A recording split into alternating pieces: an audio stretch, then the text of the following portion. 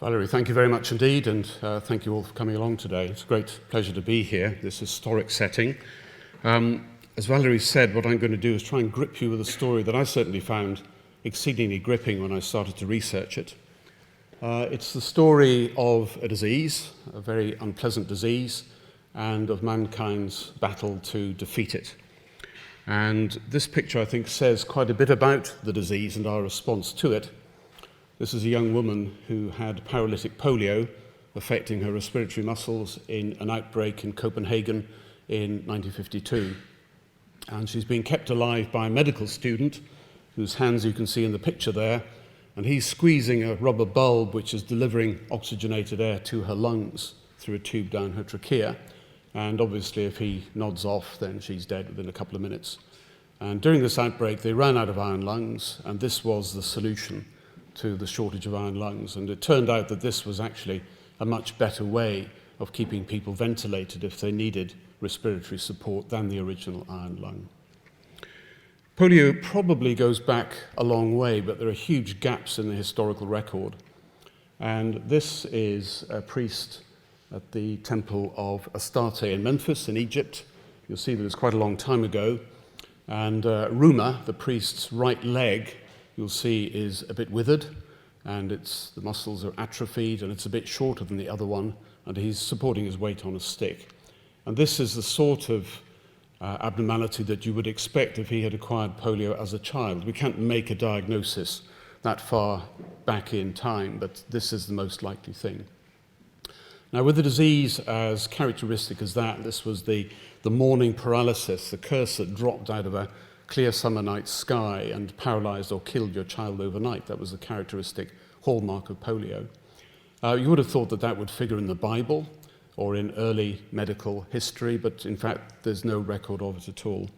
And it's not until the middle of the 19th century with Jakob von Heine, he was the first person to describe a clinical illness which would be identifiable today as polio.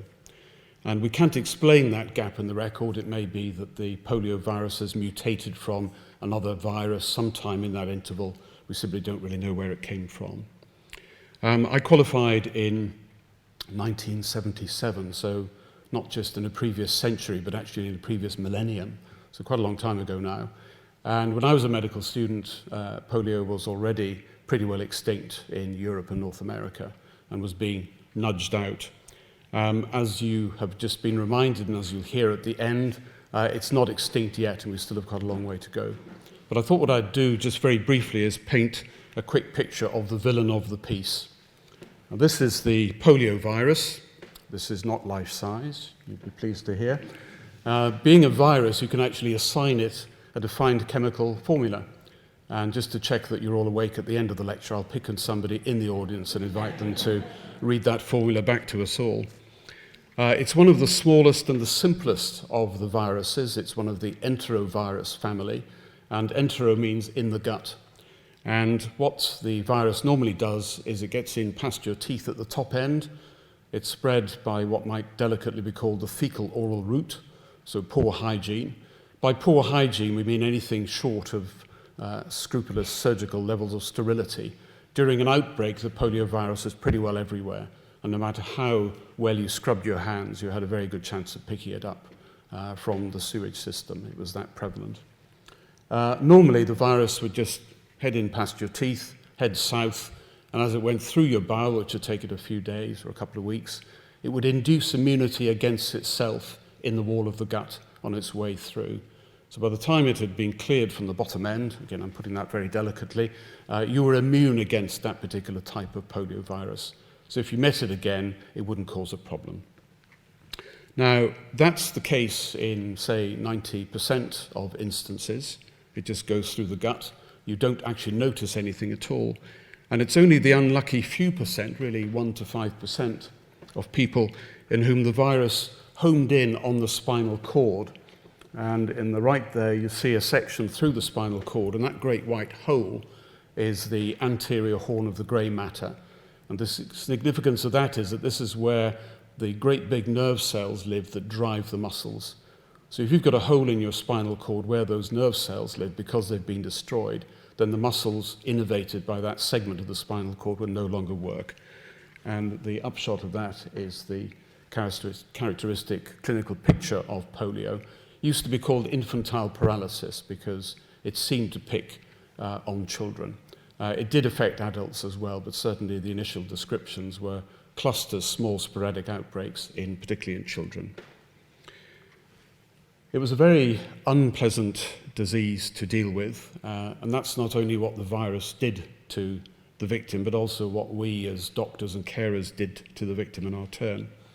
And this is a little lad who was also caught up in that polio outbreak in Copenhagen in 1952, and this is visiting day.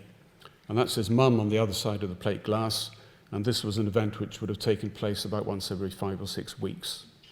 So you're in there, and if you made it, that was very good, but you wouldn't see very much of your family and friends during that time. And if you're unlucky, then this is the same hospital. This is the Blegdamps Hospital in Copenhagen. This is the severely ill bit of the isolation ward, and the parents are outside because it's too dangerous to let them in, basically watching their child dying inside. It would be lovely to say that medical science had galloped to the rescue and was able to chuck something effective at people who were in the grip of polio. That's not actually true.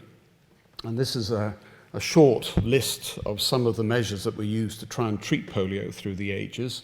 Leeches, as you know, were used way back, 17th century earlier, to treat pretty well everything, and they were tried in polio. They didn't do any good at all. The red-hot poker was recommended by a professor of pediatrics in Boston, and he recommended heating the poker up to red heat and then applying it to the back of the child over the segment of the spinal cord which was affected. And clearly that was crazy and didn't do anything either. Electric shocks were very popular for quite a long time because if you stimulate the nerve, you can make the muscle twitch, but that's not the same as bringing the nerve cells back to life. So it doesn't actually have any lasting effect on the course of the disease. I think my favorite on this rather ghoulish list is the so-called brain washout therapy. And this was invented by Dr. George Retan, who was an American pediatrician. And what he recommended was putting a drip into an arm vein and feeding in dilute salt solution, dilute saline. And his rationale was that the brain was slightly dehydrated, so if you put dilute solution into a vein, into the blood, then the brain would sort of swell, a bit like a prune dropped into water. And in so doing, that would then free up all the virus that was hanging around in the brain. And all you had to do then to draw the virus out of the brain and the body was to put a spinal puncture needle in, so a lumbar puncture needle in, and draw off the cerebrospinal fluid. So you'd have a child strapped to a bed with a drip going in the arm and a lumbar puncture needle in the back draining off the spinal fluid. And of course that did no good either. Probably the least innocuous were industrial doses of vitamin C and chemically modified cobra venom. And the chap who came up with the cobra venom theory was actually nominated for the Nobel Prize in medicine or physiology. He didn't get it, but he was certainly on the short list for that. You look at this list and you think, my God, this is medieval medicine at its worst. But in fact, if you look at when these treatments were prevalent, some of them were actually in the relatively recent past. So this was a disease that we couldn't really do anything for if you were unlucky enough to get it. And we never came up with anything that could change the course of an illness which was destined to become paralytic in an individual case. And it was said quite rightly that polio patients are not cured, they recover. And if they recover, then it's really thanks to Mother Nature's benevolence rather than anything as doctors we were able to do. Now this disease punched well above its weight in terms of its ability to terrify people. And I've called the book Paralyzed with Fear, and the reason for that was not accidental. When polio first arrived in America, which it did at the beginning of the very end of the 19th century, it changed its nature. And previously it was a rather rare sporadic disease that broke out and might cause paralysis in a handful of children in one place. But when it moved into the east coast of America in the summer of 1916, it became a complete nightmare. And this is a scene from New York City. This is a child who's woken up paralyzed and his panic-stricken parents are loading him into the back of a makeshift ambulance. He's going to be carted off to hospital. When this began to happen, the number of cases and the body count, if you like, went up very dramatically. And during that outbreak, there was something like 25,000 cases of paralytic polio, and 6,000 of those people died. The public health authorities reacted in the way that they thought best. So they threw at this outbreak. They knew it was caused by a virus. They had no idea how it was spread. They had no idea how to prevent it, but they threw at it all the traditional measures of things that were good against things like cholera or dysentery, for example. So they expended several million gallons of water a day physically scrubbing the pavements in New York City. Now, that didn't do much good. Then they thought it might be flies, so they had anti-fly measures in place all the way across the state, and that did no good at all. They thought it might be Italian immigrants who'd come in from Europe. They sort of ignored the fact that to get into the US, you actually had to have a very clear bill of health at that time. And they also ignored the fact later that the hit rate of polio in New York City was actually higher among the wealthy of Brooklyn than among the poor Italian immigrants in their ghetto. Then they thought it might be cats. And the rumor went out that if you killed a cat, that was a good thing and you would get a bounty of $1. So they went on the rampage, and during the month of July, 70,000 cats in New York City bit the dust. And then it was revealed that the stuff about the dollar bounty was all a terrible rumor, but by then people had quite got the taste for shooting cats, so they carried on doing it anyway. So a lot of cats met their end, and of course that had no impact on the disease either. So at the end of this, you've got a disease which, to the perception of America, has come from nowhere. There'd been a few small outbreaks before, but they'd sort of fizzled away. But now you've got something which has actually crippled the city, the major city in the US. The public health authorities have thrown everything that they knew at it, and they failed to contain it. And this was a disease that was the cause of panic. Every year, as the polio season arrived in late spring, early summer, the wealthy of American cities would desert the cities in their droves, and they'd head to the hills or down to the beach, where they thought they'd be safe from the virus. And the hallmark of this virus, again, is that it could drop into any household, no matter how clean, no matter how hygienic, without warning, and carry off one of your kids. It wasn't only America that was paralyzed with fear of polio. This, I think, is one of the most heartbreaking pictures in the archives of polio. There's a little girl from an outbreak in Israel in the late 40s, and she's in there in an adult-sized iron lung. And again, you know, the expression in her eyes tells you that she's totally confused by what's going on. Her chances of surviving in the iron lung at that time, before they had widely available antibiotics for chest infections, before they knew the importance of keeping the patient's airway clear with good intensive care type nursing, if you went into the iron lung, you had about a 75% chance of dying in it. So this was not just a bit of medical kit, this was a tomb for nearly 3/4 of the patients who went into it. And the vision of a nightmare, I think, is really summed up rather grimly in this picture. This was the iron lung ward on Rhode Island when polio broke out there in the early 1950s. And again, inside each of these machines, there's someone who effectively is fighting for their life. The machine is breathing for them.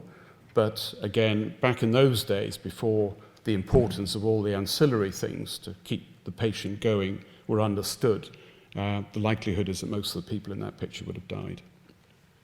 They did a survey in 1953 of what kept Americans awake at night. And top of the list, this was at the height of the Cold War, was of course the risk of nuclear annihilation. But second on the list, and only just below it, was polio. So we've got a disease that we were beginning to understand, if you like, that paralyzed not just families but whole nations, that had no effective treatment. So this is where medicine did actually come galloping to the rescue. But this is not a cure, this is a preventative measure. This is the development of the polio vaccines. And I'd love to say that this is one of the most edifying spectacles in the whole of 20th century medicine. It certainly was one of the great hits. This was a major scientific and medical undertaking and a huge achievement for civilization. But I have to say that the people involved were not gentlemen. There are very, very few gentlemen in the history of polio, and none of them is represented in this picture. In the middle there, the one who looks a bit like Woody Allen, this is Jonas Salk, and most of you will probably recognize him. He's one of the iconic faces of 20th century medicine. And he invented a vaccine called the inactivated polio vaccine, or IPV. And this came in 1955. Now, to the left of him in the picture, one that looks a little bit like Groucho Marx, this is Albert Sabin. And Albert Sabin was a rival of Salk and came up with his oral polio vaccine. So a different approach, an oral polio vaccine. The virus in that is still alive in inverted commas. So you take it by mouth, whereas the Salk one was injected into a muscle. And if you take the oral one, then it actually simulates a wild-type polio infection and will actually give you better immunity as a result of that, as I'll explain in a moment. Now, Sabin and Salk hated each other's guts. They often refused to be in the same room together. Sabin was a very, very bright man. He had a CV as long as your arm, published hundreds of papers, literally, very, very good methodical scientist. He despised Salk because Salk got there first, and he accused Salk of dabbling in kitchen chemistry. That was what Sabin used to describe all the years of toil in Salk's lab to come up with this inactivated polio vaccine. Paul Offit, who is a serious American historian of medicine, described Albert Sabin, please excuse the French, as a complete bastard. And I think that's actually a very charitable way of describing Sabin's behavior.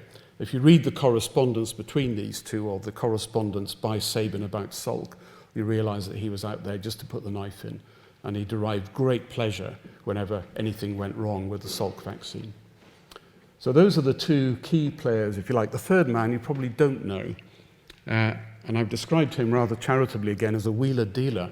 It's probably the nicest thing you can say about him.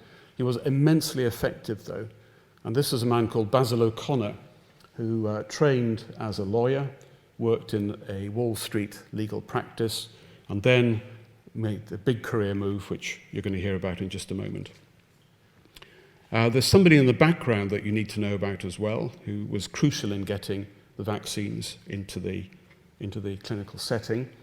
And he's the middleman in this picture here. Many of you will recognize that as the triumvirate at Yalta in 1945. At the time, these were the three most powerful men on the planet. And reading left to right, you've got Churchill, you've got Franklin D. Roosevelt, and you've got Joseph Stalin. And if you look at Roosevelt, he looks a little bit frail, actually. And in fact, he wasn't a well man.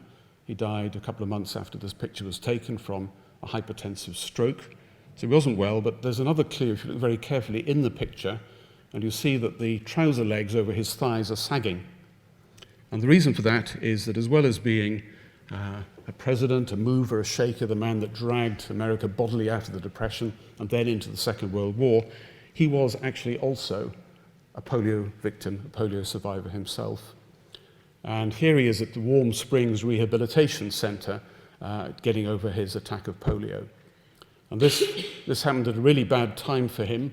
He'd just given up a job with the US Navy, and this very, very steamy sex scandal had broken out at the Naval College in Rhode Island. And Roosevelt didn't react quickly enough, and it looked like a cover-up. It probably wasn't, but it certainly looked that way. So, and he'd also just failed to get the nomination for the presidency, so he retreated to their country residence on Portobello Island off the coast of Maine, and there he caught polio. It was very bad luck for him, but actually this was probably the thing that got him into the White House, because before that he was, Princeton, he was an Ivy Leaguer, he was seen as someone very, very aloof and not anybody that could identify with the common man in America. But after this, he could look anybody in the eye and say he knew exactly what bad luck and misfortune was all about. So this gave him credibility with the American voter and probably got him into the White House. When he got into the White House, he not only set about getting America out of the Depression and eventually on a war footing, but he also took on his other great enemy. And his other great enemy, of course, was polio. And he'd been in the same legal practice as Basil O'Connor, and the two of them together set up an enterprise called the March of Dimes.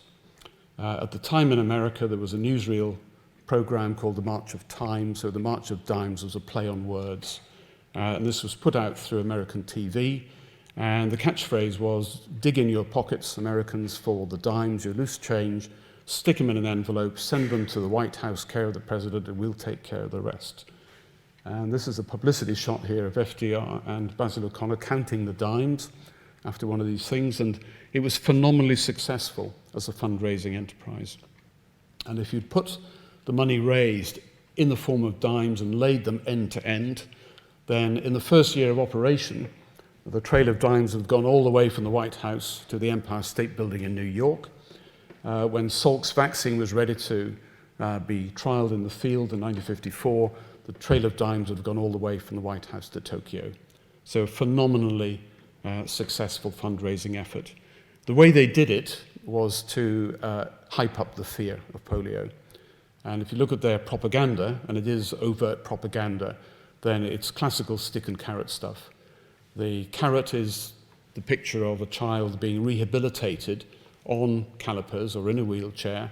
Thanks to you, I'm now getting back and on with my life again. And the stick was very obvious.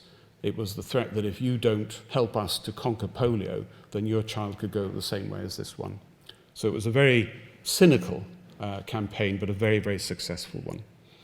The money that they raised, they used to provide practical help for polio survivors and their families.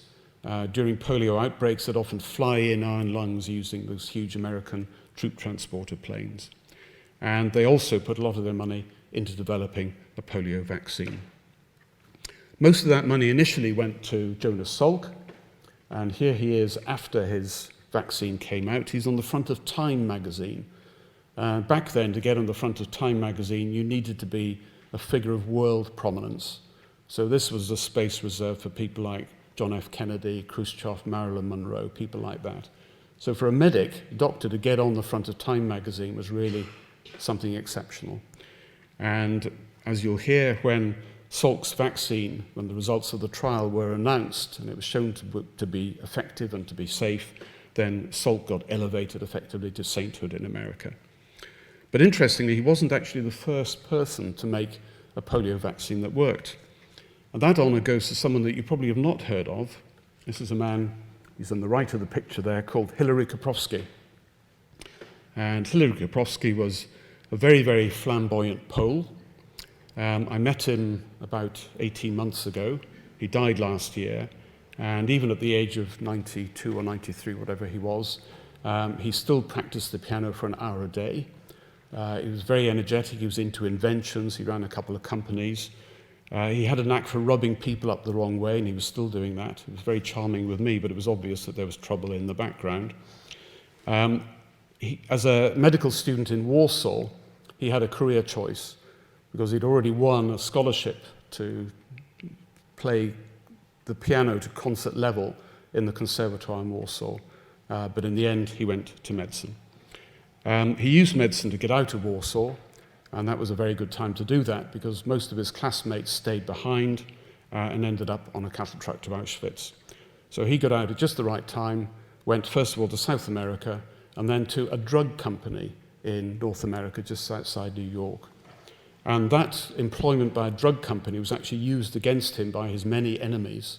Every time something dubious came up about a Koprowski discovery, they'd say, well, he's not a proper academic. He's in this for the money because he's working for a drug company. And in fact, I think that's a very cruel and unfair judgment.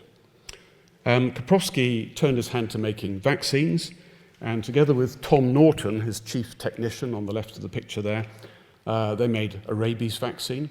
And then he decided he'd make a polio vaccine. That actually began in 1948, so several years before Salk even began to start work on his own. And the way that they did this was going to be an oral polio vaccine, so a live virus.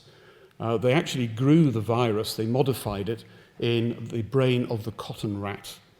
Now, the cotton rat's actually a rather large mouse, it's about that size, and its brain can be infected by polioviruses in a particular way. The time came when they had done various studies in monkeys, and they thought that it probably worked, and they had to test it in people. So you have to picture a cold January afternoon, the laboratory with these two guys at the end of the lab, and on the bench in front of them is a big glass beaker full of cat and full of cotton rat brains infected with poliovirus. Beside that are 2 shot glasses, and just beyond that is a kitchen blender. So they put the beaker into the blender, they hit the switch, they pour each other a shot, they say cheers and they drink. And Tom Norton says to Koprowski, "What do you think?" And Koprowski says, "Oh, not bad really, it's a bit like cod liver oil." And Norton says, "Well, do you think they'll take it?" Koprowski said, "Oh yeah, they'll take it, they'll take it." So Norton says, "Do you want another one for the road?" And Koprowski said, "No, thanks, I'm driving." So anyway, they tested it initially actually in children in a residential home for the, inverted commas, the mentally backward. And some of those patients were being tube fed because they were unable to eat for themselves. So there was quite an ethical furore raised about the initial trials. In fact, I think Koprowski was probably as ethical as anybody at the time. And remember, this is America, now in the early 1950s. This was barely 10 years after the Nuremberg medical war crimes trial. And America, actually, if you looked at what was going on then, a lot of that was not compliant with the Declaration of Helsinki. So there was a lot of research going on in America at that time, which we would nowadays define as unethical. Anyway, moving beyond that, the time came to test Koprowski's vaccine in a proper big clinical trial. And it was difficult for various reasons for him to do that in the US. So he actually came to the UK and to Northern Ireland. And he made contact with a man called George Dick, who's on the left there, who was professor of microbiology at Queen's University, Belfast. And George Dick was a very bright man indeed, a very well-respected, world-renowned virologist, and he had done a lot of work on polio earlier in his career. So Koprowski contacted him and said, "I've got this new polio vaccine, would you like to do a clinical trial with it?" And George Dick leapt at the opportunity. So the vaccine came to Belfast to be tried out, and all that George Dick had to do was to find some guinea pigs to do the job. And his modus operandi was to nobble his friends and colleagues in the staff club over lunch in Queen's. My father was the professor of geology at Queen's at the time, and this is how me and my sister ended up as guinea pigs in the Koprowski vaccine trial. And the story goes that George Dick went up to my dad over the sandwiches in the staff club room and said, "Got this new vaccine trial, I've just put my kids into it." My dad said, "Oh yeah, it's interesting." And he said, "You've got kids?" My dad said, "Yeah, I think so." And George Dick said, "How old are they?" My dad said, "Oh, I know, 4, 2, something like that." George Dick said, "Ideal, can I have them please?" My dad said, yeah, go on. So we did. And it was actually very exciting. We had to part with a few blood samples. We had to collect stool samples to see what had happened to the virus on its way down through our bowels. But it's probably one of the things that actually turned me on to the notion of doing medicine, because we did visit George Dick's laboratory, and it was a very exciting place to be at that age. Now, there was a problem, and I don't know whether it was me or my sister or some other kid in Belfast, but somewhere in the clinical trial, there was a bowel that altered the vaccine virus. And the way that the safety of the virus was tested in those days was to take a sample of the virus and inject it into the brain of a living monkey. And when you took the vaccine out of the bottle that arrived from Koprowski, so the stuff you were about to give to the kids, if you took that and injected it into a monkey's brain, there was no problem. However, if you collected the samples that had been through the bowels of the kids in Belfast and isolated that virus, which should have been the same, and then injected that into the brains of living monkeys, some of those monkeys then became paralyzed. So there was a big problem in that the Koprowski vaccine virus was not stable, and there was a risk that it could revert to a kind that would actually cause paralysis. So George Dick, very dramatic, florid style, said that Koprowski's vaccine went in like a lamb. It's harmless at the top end, but my God, when it pops out the bottom end, it's like a lion. It can go back and paralyze. Much more seriously than that, he wrote a series of very good, well-reasoned, entirely solid articles for the British Medical Journal, which essentially sounded the death knell for the Koprowski vaccine. Koprowski never forgave him, and it was one of the things when I met him he really didn't want to talk about at all, was George Dick. But I think this is George Dick responding as any reasonable scientist with a responsibility would do. And basically that was the end of the Koprowski vaccine. So this takes us back to the US, and Jonas Salk, in the meantime, has been catching up, and he's developed his inactivated polio virus vaccine. The way that he inactivated it, the kitchen chemistry recipe, if you like, was to pickle it in formalin. And the rationale is that if you pickle the virus in formalin, you'll alter it so that it can no longer replicate and get into the spinal cord and cause paralysis. But it's not so pickled that you've altered the chemical structure on the outside of the virus. And that means that the immune system can still recognize the virus that's in the vaccine, make antibodies against it, and those antibodies will then recognize the wild polio virus. That's the rationale. And it worked.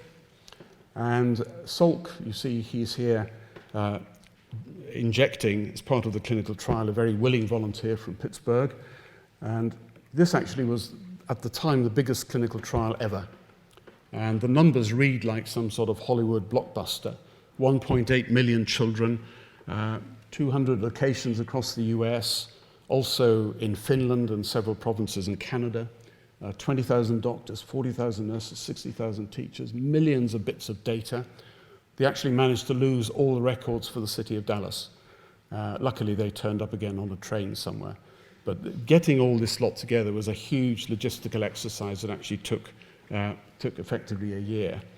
And it was nearly messed up by none other than Jonas Salk. And Salk was so convinced that his vaccine was perfect that he didn't want to include controls in the clinical trial. He thought there was completely unnecessary sophistication, and it would hold things up, and it just wasn't necessary. So he and Basil O'Connor, who was a great fan of Salk's, went around the US trying to persuade doctors not to include controls in the vaccine trial. And that actually disembowels the trial in terms of its scientific rigor. Luckily, they didn't totally disembowel it, and they were able to use the data that were there to show that it did work and it was safe. And that's the announcement that was made in April 1955. A very brief summary of an event that filled a whole day, set the church bells across America ringing, had the telegraph wires buzzing. Television then was still rather young, but they had a live broadcast beamed to medical gatherings all the way across America from the place in Ann Arbor, Michigan, where this great announcement was made. And here are Salk and Basil O'Connor waiting to deliver the news to the world press. Again, the bottom line is there. That's all very good. A few days later, here is Salk in the Rose Garden at the White House, being given a citation by President Eisenhower on behalf of the grateful nation. And everything looks really good. Alistair Cook, in one of his letters from America, writes that this is a moment of triumph. The 166-year war with polio is now at an end, thanks to Salk. And then a few days after that, they got going with mass vaccination because the vaccine worked and it was safe, and catastrophe struck. And they traced the problem eventually to a little pharmaceutical company called Cutter in Berkeley, California, just outside San Francisco. And this place was a complete disaster. On the production line for the vaccine, they had the formalin incubation vats next door to vats of live virus. And some of the live virus simply got into the vaccine without being treated with formalin. And the result was that there was a little outbreak, in fact, several little outbreaks of paralysis in children who'd just been vaccinated with the Salk vaccine. And it was due to the fact that they'd been given live poliovirus by accident. Some of those kids were permanently paralyzed, some of them died. Even worse, because this was a live poliovirus that they'd been given, that poliovirus got out, infected their family, and several of their mums got paralytic polio and died as well. So this was a major public relations disaster. And heads rolled, various people in the government lost their jobs. Nobody in Qatar ever lost their job, interestingly. And everything was sort of clustered together to try and save Salk and the reputation of his vaccine. And it took a lot of doing, but they did it. And the vaccination program then got back on track relatively quickly. Meanwhile, also in the background, we've got the other man. We've got Albert Sabin. And here he is in one of his publicity shots. One of his other publicity shots, which I've not been able to get a copy of, but I'd love to, it shows him smoking a cigar looking very much like Groucho Marx, and one of his chimpanzees also smoking a cigar. But I can't get hold of that one. Anyway, Sabin has been working in parallel with Salk, getting more and more paranoid because Salk is getting all the money and moving further ahead. But in the end, he triumphed, and his oral polio vaccine, which is a live virus, but it's been weakened in the lab so that it gets into the body, it replicates, but it does not get into the spinal cord and cause paralysis. So it's nobbled at the last jump, if you like. And his vaccine came out in '56, and he boasted that it had taken 4 years, 20,000 monkeys, 500 chimps, and 200 volunteers. There's nothing that Sabin would have liked more than to test his vaccine on children in long-term residential homes, but they wouldn't let him because the ethical climate had moved on a bit in America at that stage. So instead he went to the local prison, and the prisoners were given a few dollars each and some weeks off the end of their term as an inducement. So it's not as bad as what Koprowski had done initially, but it's still not squeaky clean in terms of current-day ethical thinking. Anyway, the virus, the oral polio virus vaccine arrives, and people look at it, and it is actually better than Salk's offering. I've said that it's a live virus. Again, it doesn't get into your spinal cord, but it does everything else that the live virus did. And this means that as it moves down your gut, it's actually inducing immunity as it goes. So you've got an extra layer of protection, which the Salk vaccine injected into your arm makes antibodies in the bloodstream, but it doesn't do anything in the gut, whereas this one does. So this is intrinsically a better vaccine. You get better protection. Because it's a live virus, it actually spreads itself. You could vaccinate one child, it would go home, and again, no matter how well it washes its hands, the virus is going to be into the family and around the place in no time, so you get more bangs for your bucks. You've actually effectively vaccinated the whole of the family for the price of one kid vaccinated. And those people will get the virus, they'll get the immunity, and so on. It's very cheap compared with Salk, and there are no needles, no syringes, so again, that's cheaper. And also, a lot of people simply don't like having injections. So this was something that really took off in a big way. And here's a picture of the auditorium in San Antonio, Texas, where Elvis used to play. And you see 2 lines of children there waiting to be given the new Sabin oral polio vaccine. And being the mid-1950s in the southern states, one of those lines, of course, is all black children, and the other line, of course, is all white children. There were a few problems with the Sabin vaccine, in that very, very rarely it could do what the Koprowski vaccine had done. It could flip back, it could revert to a type that could cause paralysis. So you'd take it and you would be paralyzed by the vaccine. Now, this is a very, very rare event. It's 1 in 500,000, so 1 in 500,000 vaccinations, but it does happen. Interestingly, Salk was not the only one to think that his vaccine was perfect, and Sabin, to his dying day, said that anybody that said that the Sabin vaccine could ever cause paralysis was a liar and a scoundrel. So he just refused to accept that, even though he knew damn well that that was the case.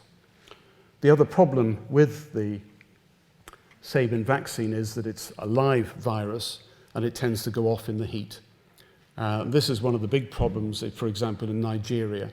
And when you see pictures of the vaccination teams going off to vaccinate the villages, they're carrying huge bits of kit, which are like picnic coal packs. And in there, there's a lot of ice, there's a lot of cold stuff to keep the vaccine cool. And if you don't do that, then the virus will die, and you won't be able to raise immunity.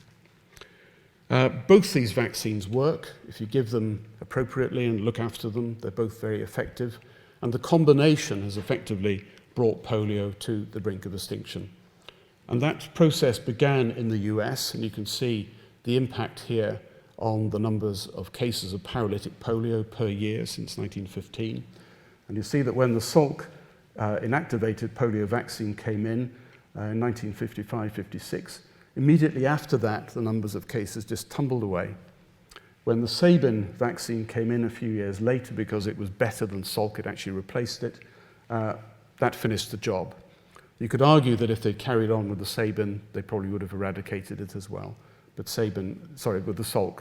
But the Sabin vaccine has just speeded up the process because it can be done much more rapidly. So this brings us up to the last part of the talk and really where we are today. And back in 1988, the World Health Organization decided that they would get rid of polio for all time. They had a precedent because 8 years earlier, they'd managed to confirm the total eradication of smallpox. And the eradication of smallpox was also done by intensive global vaccination. They said the smallpox would take 10 years to get rid of, and it took 11. And this may be why back in 88 they said, well, we're going to get rid of polio and we're going to do it in 12 years by the year 2000. And when they started off, there was still a lot of polio on the planet. The dark-coloured countries there are the areas of endemic polio. In other words, it's there all the time. If you'd gone back to the 1930s, then the whole of the middle of the world would have been black because polio was everywhere. So this proves that the combination of the vaccines is already not only protecting individuals, it's actually clearing the virus out by depriving it of people that it can live in. So this is proof of concept, if you like, that vaccination on a grand scale will actually do the job and get rid of polio.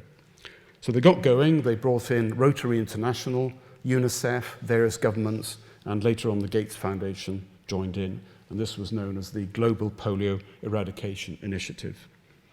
And within 10 years, they made a huge impact. It's gone completely from South America.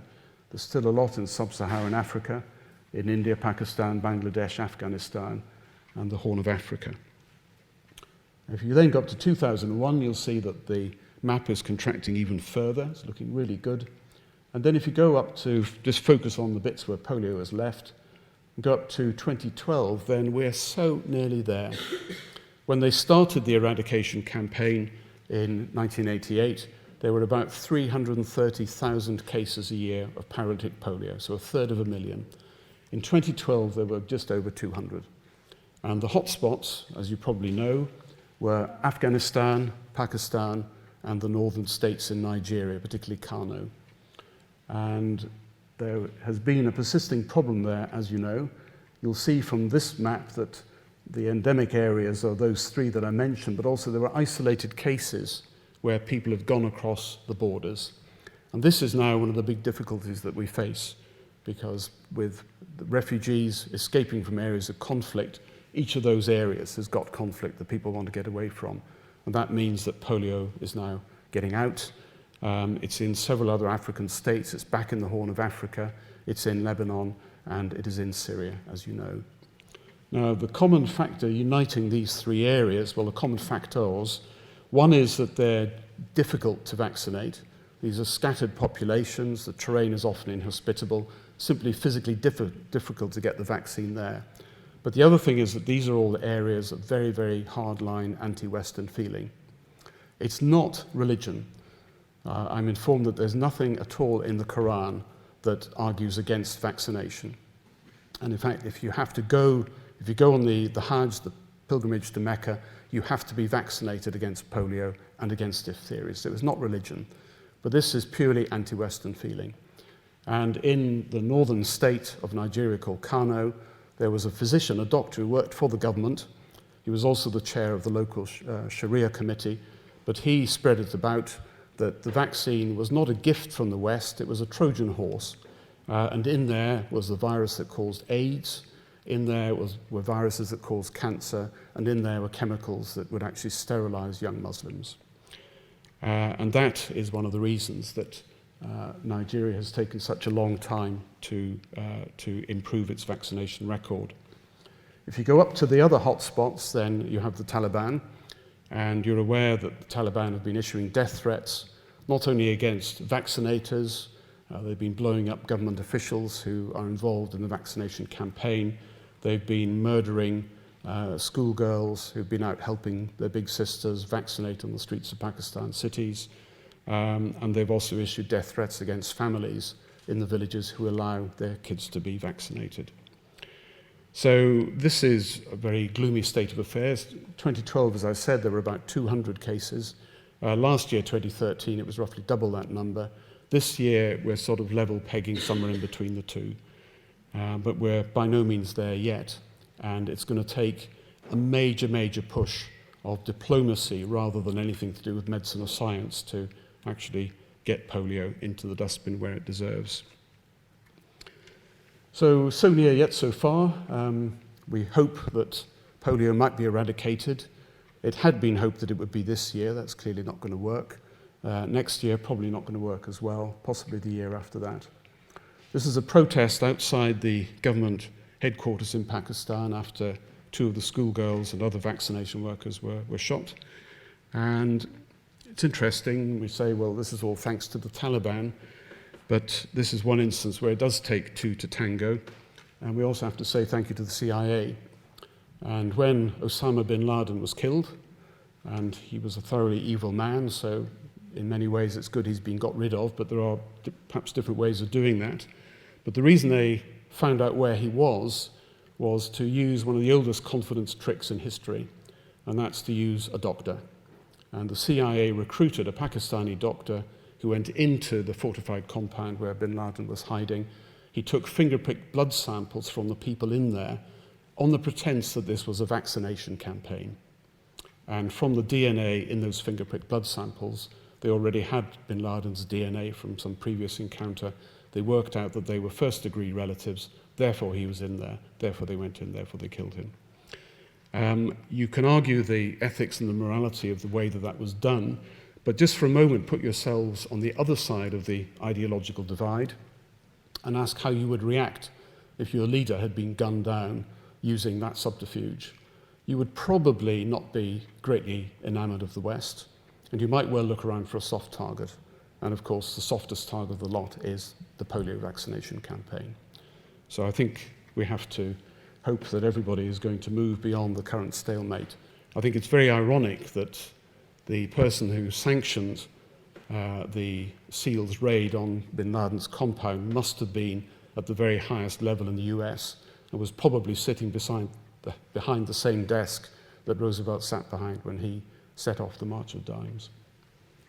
So I don't want to end on a gloomy note. I hope that it will be a matter of years, it won't be months, it will be years before we can say bye-bye to all the paraphernalia of polio and consign it to the Museum of Medical History and Horrors where it belongs. I'm going to end up with 2 shameless plugs. One of them is for the Edward Jenner Museum in Berkeley. This is where vaccination began. This is where Edward Jenner lived, where he did his experiments, where he wrote up his work, where he died. He's buried in the church next door. That's not Edward Jenner in the doorway in drag, by the way. That's just a visitor. It's a great place. The website's pretty good, but much better than going on the website. Go there in person. This place should be a World Heritage Site. Andrew Marr recently said that this is one of the 5 most important places in world history. You've got all vaccination, you've got prevention of infections, you've got the science of immunology, you've got so much coming out of the work that was done in there. But instead of being a World Heritage Site, it's a small, struggling, independent museum. And it's got enough money left to run probably for another year or 2. So please get in there, spend lots of money, and help to save it. My final plug is even more shameless. It's for this book. I mean, how shameless do you get? I had great fun, I have to say, researching this story and writing it up. I didn't know very much about polio at all until I started digging into this. And again, I did find it a very exciting story. Why should you buy this book? Well, no better way to spend 20 quid, really. There's some copies over there if you're interested. The other thing is that all the royalties are actually going to the Edward Jenner Museum, which does, as I've said, need the money. So please buy lots of copies. And, of course, there are just 193 shopping days left to Christmas, so go for it. And it's also a book that could actually change your life. Here's our son sitting down to read his dad's book, and here he is just minutes later. So thank you very much indeed for your attention.